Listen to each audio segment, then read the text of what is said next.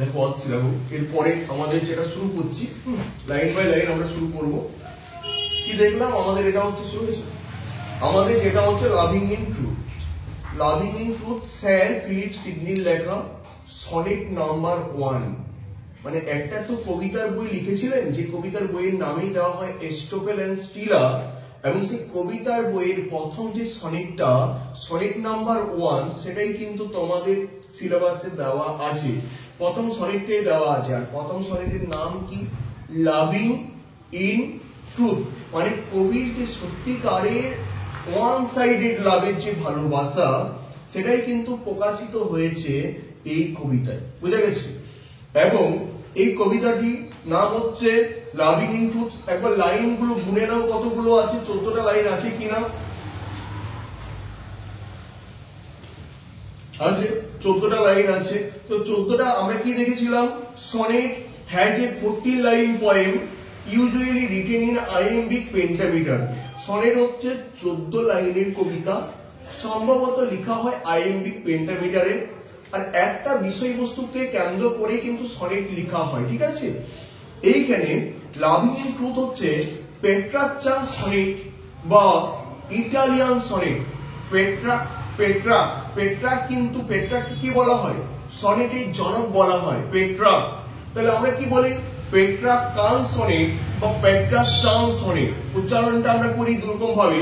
তো পেট্রাকের নাম অনুসারে সনেটটার নাম দেওয়া হয় পেট্রাকান সনেট, ঠিক আছে? এবং ইটালিয়ান কেন নাম দেওয়া হয়? প্রথম সনেটের জন্মই হয়েছিল ইটালিতে, তাই এই সনেটটিকে বলা হয় ইটালিয়ান সনেট। বলো কোন সনেটগুলোকে ইটালিয়ান সনেট বলা হয়? যেগুলো পেট্রাক লিখেছিল। পেট্রাকান কেন নাম হয়েছিল? ইটালিতে প্রথম সনেটগুলো কোন কবি লেখেন বা কোন জনপ্রিয় মাস্টার লেখেন? আরে পেট্রাক লেখেন, তাই পেট্রাককে তো সনেটের জনক বলা হয়। তো এই কবিতায় কি বলছে? আর পেট্রাকান সনেট বা ইটালিয়ান সনেটের মোডটা কেমন? প্রথম 8টা লাইনকে কি বলা হয়? অক্টেভ। আমরা এমনিতেও দেখি যারা গান শিখে যারা সা রে গা মা পা ধা নি সা, অক্টেভ থাকে। তো অক্টেভ মানে কি? 8টা লাইনকে কি বলা হচ্ছে? অক্টেভ।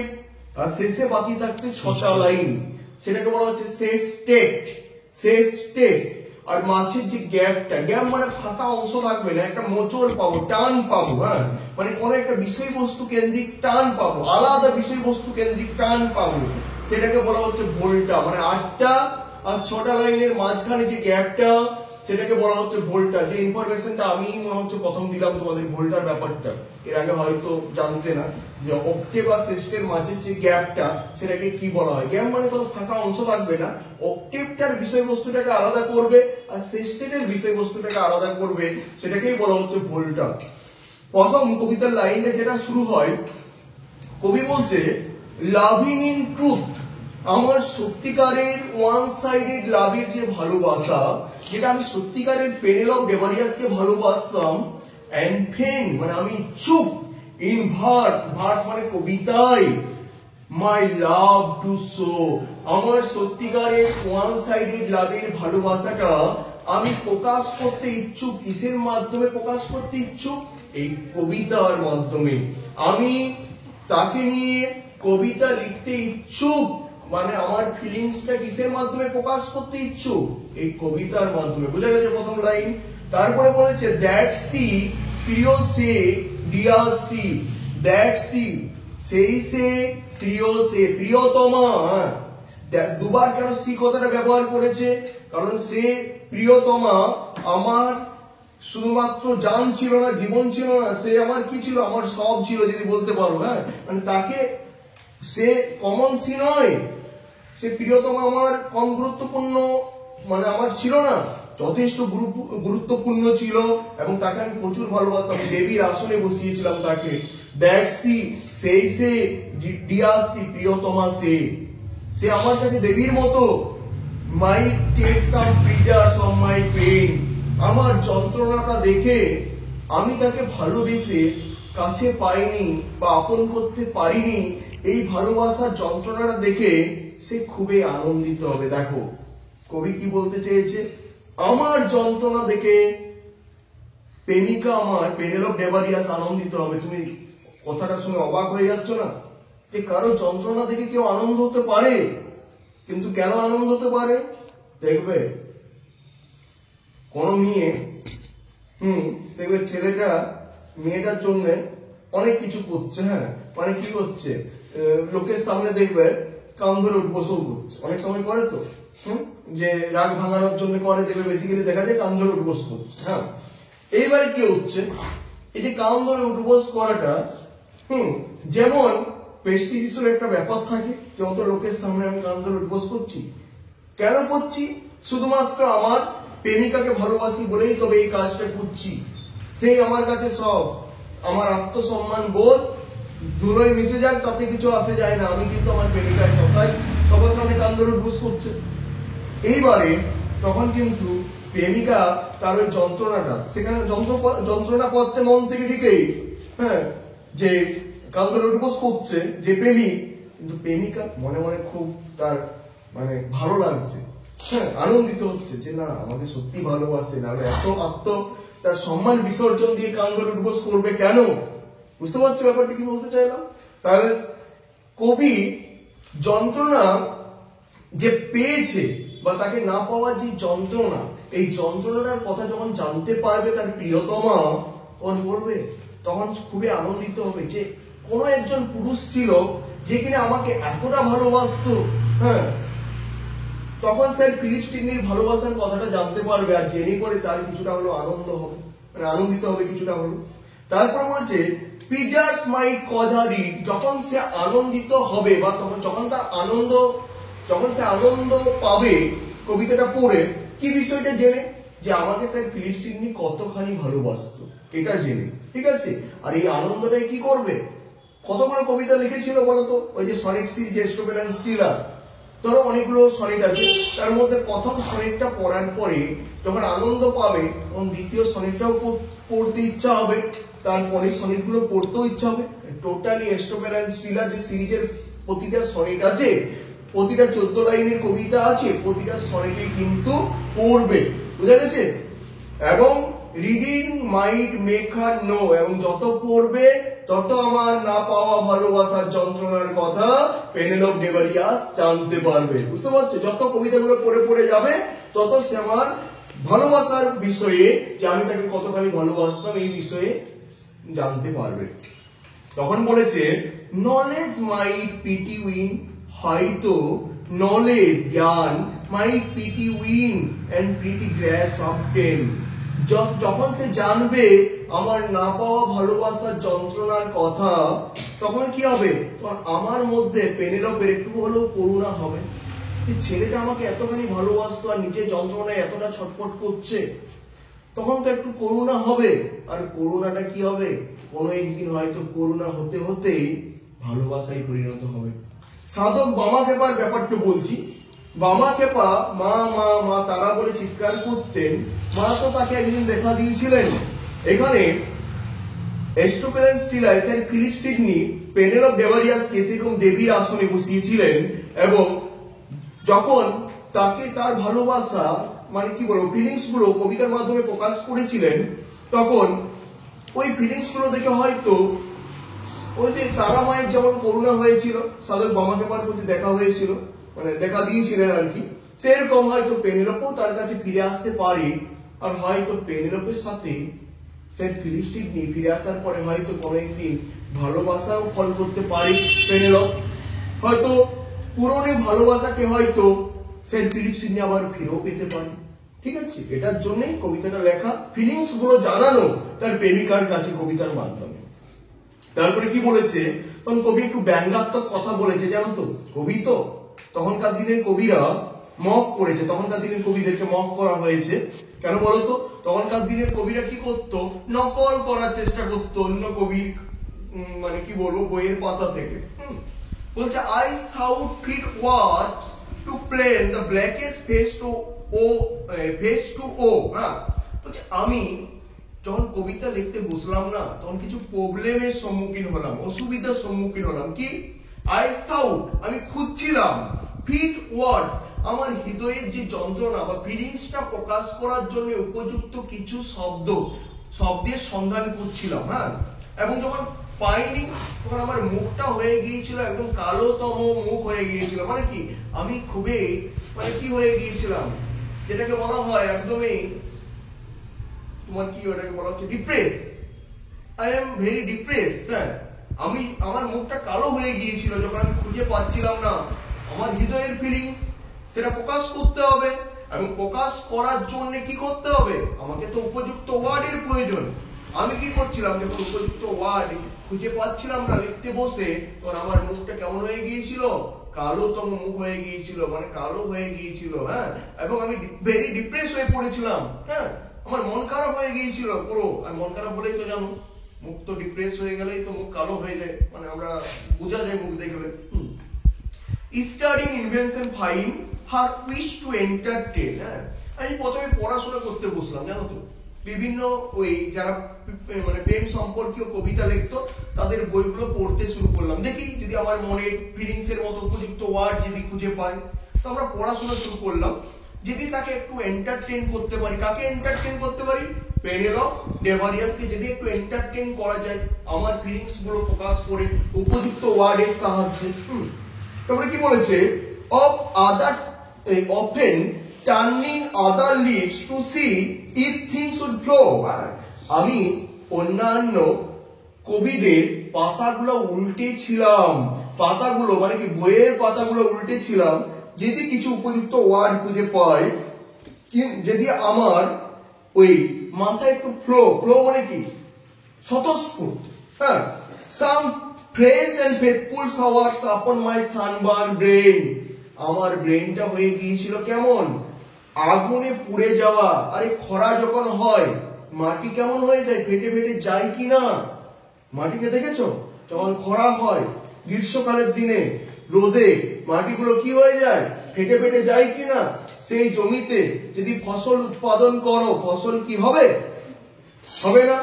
কবির ব্রেনটার সঙ্গে তুলনা করা হয়েছে সেই রকম পুরা জমি, যখন খরার সময় যে জমি, সেই জমি কবির ব্রেনটা হয়ে গিয়েছিল সানবার্ন, মানে আগুনে কি বলবো, আগুনে পুড়ে যাওয়া একটা ব্রেন, যেখান থেকে কোনো ওয়ার্ডই উৎপন্ন হচ্ছিল না।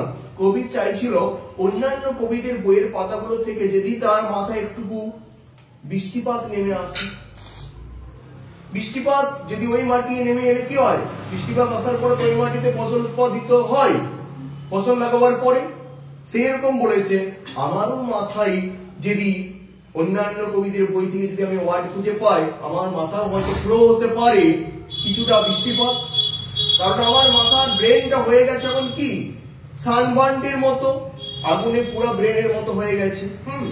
তখন বলছে পরের স্ট্রেঞ্জারে যা বলছে, but words came holding for. Word আমি খুঁজে পেয়েছিলাম ঠিকই, কিন্তু ওয়ার্ড গুলো আটকে আটকে এসেছিল। হোল্ডিং ফর মানে কি আটকে, কিছুটা ওয়ার্ড ভালো লাগছে, কিছু ওয়ার্ড আবার আমার মনের মতো হচ্ছে না।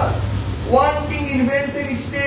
হ্যাঁ, আমি অভাব অনুভব করেছিলাম, মানে আমি আবিষ্কার করার ক্ষমতার অভাব অনুভব করেছিলাম, আমি ঠিক মতো ওয়ার্ড খুঁজে পাচ্ছিলাম না। Invention nature child fled stepdame studies blow. একজন বিমাতা বা একজন সৎ মা, একজন সৎ মায়ের ভালোবাসার সঙ্গে তুলনা করা হয়েছে। একজন সৎ মায়ের কাছ থেকে যখন তার ছেলে আর কি, সৎ মায়ের কাছ থেকে যেমন ছেলে পালিয়ে পালিয়ে বেড়ায় না, ওয়ার্ড গুলো আমার কাছ থেকে কি হয়ে যাচ্ছিল, পালিয়ে পালিয়ে বেড়াচ্ছিল, মানে আমি সঠিক ওয়ার্ড খুঁজে পাচ্ছিলাম না। আর একটা এক্সাম্পল দেওয়া যায় এই জায়গায়, সৎ মায়ের ভালোবাসা যেমন আমার নিজের মায়ের মতো, বা আমার যে অরিজিনাল যে মা তার মায়ের মতো ভালোবাসা কিন্তু সৎ মায়ের ভালোবাসাই হতে পারে না। বুঝতে পারছো, মানে সৎ মায়ের ভালোবাসার সঙ্গে কোনো মতেই তুলনা করা যেতে পারে না নিজের মায়ের ভালোবাসায়। বুঝতে পারছো, এটাই বলেছে। তো এটাই, and others feet still seem but strangers in my way। আমারও পছন্দ হয়নি অন্য রাস্তায় হাঁটতে, অন্য অচেনা রাস্তায় হাঁটতে বা অন্যদের রাস্তায় হাঁটতে। মানে কি, তুমি বাঁকুড়ার রাস্তায় হেঁটে অভ্যস্ত, তোমাকে যদি আমি কলকাতার রাস্তায় ছেড়ে দিই তাহলে কিন্তু তুমি কমফর্ট ফিল করবে না, ঠিক আছে, কমফর্ট পাবে না, বা তুমি ভালোভাবে চেনা কিন্তু রাস্তা ওটা কিন্তু তোমার নয়। বুঝা গেছে? কবি যখন কবিতা লিখছে তখন মনে করছে যে আমি যে কবিদের ওয়ার্ডগুলো ব্যবহার করছি সেই ওয়ার্ডগুলো কিন্তু আদৌ আমার ফিলিংস এর সঙ্গে মিসম্যাচ করছে না। আমার যে ভালোবাসার ফিলিং সম্পূর্ণ আলাদা, আর ওনারা যে কবিতাগুলো লিখেছে যে ফিলিংস এর উপর ডিপেন্ড করে, তাদের ভালোবাসা আলাদা। মানে সবার তো ভালোবাসা সমান হতে পারে না, সবার ফিলিংস তো আর সমান হতে পারে না, বুঝতে পারছো? কেউ সাইকেলে চাপিয়েও প্রেমিকাকে আনন্দ দিতে পারে, কেউ বিএমডব্লিউ চাপিয়েও কিন্তু প্রেমিকার সঙ্গে ব্রেকআপ হয়ে যায়, ছেড়ে চলে যাচ্ছে। আজকে হার্দিক পান্ডিয়ার অবস্থাটা দেখো, এত কিছু থাকার পরেও যখন একটু সম্মান থেকে তাকে গালিগালাজ করছে, একটা পর্যায়ে যখন নেমে গেল, মানে হার্দিক পান্ডিয়া একটা সময় দেখছে সম্মান তাকে গালিগালাজ করছে, সবাই ছাপি ফাপি অনেক কিছু বলছে দেখেছি। তারপরে তখন কি করলো, তার প্রেমিকাও তাকে ছেড়ে চলে গেল। তারপরে যখন আবার সে সম্মান অর্জন করলো, তখন আবার ফিরে আসার চেষ্টা করলো। তার সেই সময় যখন ছেড়ে চলে গেল, সেই সময় আবার কত সম্পত্তি দাবি করেছিল, যে তাকে আবার 50% সম্পত্তি হার্দিক পান্ডিয়া তাকে কিন্তু দিতে হবে, বুঝতে পারছো? হ্যাঁ, তো কবি এখানে বলেছে সবার ফিলিংস কিন্তু সমান নয়।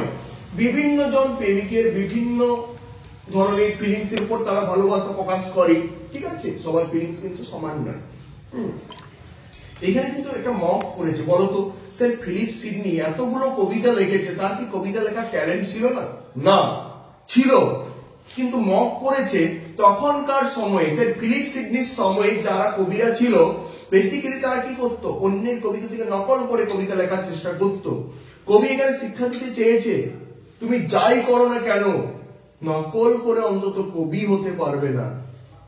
হ্যাঁ, অন্য কিছু হতে পারো, কিন্তু নকল করে কিন্তু কোনোদিন কবি হওয়া যায় না। কবি হওয়ার জন্য তোমার নিজের মধ্যে স্বতঃস্ফূর্ততা দরকার। এই যে উইলিয়াম ওয়ার্ডসওয়ার্থ কম্পোজ আপন ওয়েস্টমিনিস্টার ব্রিজ, একদিন ভোরবেলায় হাঁটতে বেরিয়েছে তার বোনের সঙ্গে, ডরোথি ওয়ার্ডসওয়ার্থের সঙ্গে। যখন ওয়েস্টমিনিস্টার ব্রিজের উপর দিয়ে হেঁটে পেরিয়ে যাচ্ছে, হঠাৎ করে যখন পিছনের দিকে তাকায়, তখন দেখতে পায় যে বাবা, লন্ডন শহরটা এত সুন্দর দেখতে ভোরবেলায়, আমি তো কোনোদিন লক্ষ্য করিনি। তখনই তিনি ওই ওয়েস্টমিনিস্টার ব্রিজে দাঁড়িয়ে কবিতাটা রচনা করে ফেলেন, কম্পোজ আপন ওয়েস্টমিনিস্টার ব্রিজ।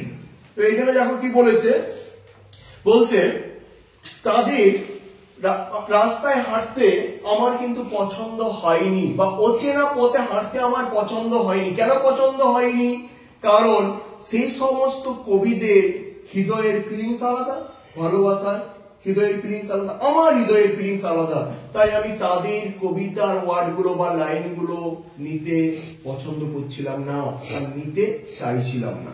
তারপরের লাইনে কি বলেছে, Thus, great with child to speak and helpless in my thoughts. আমি সেরকম যন্ত্রণায় ছটফট করছিলাম যখন আমি লিখতে পারছিলাম না, তখন আমি সেরকম যন্ত্রণায় ছটফট করছিলাম। কেমন? একজন গর্ভবতী মায়ের যন্ত্রণায়।